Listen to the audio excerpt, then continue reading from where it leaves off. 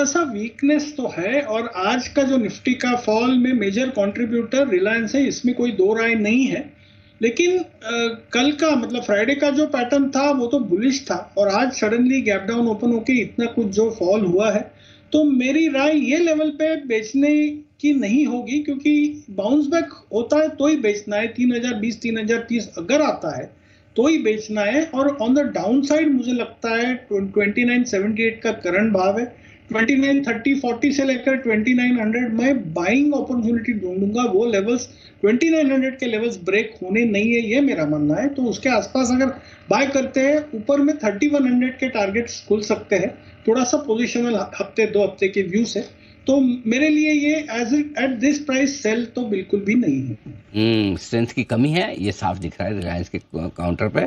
शुक्रवार को बड़ी तेज दौड़ लगाता दिखा था, लेकिन आज कमजोरी वाला माहौल है। सुदीप शाह साहब भी हमारे साथ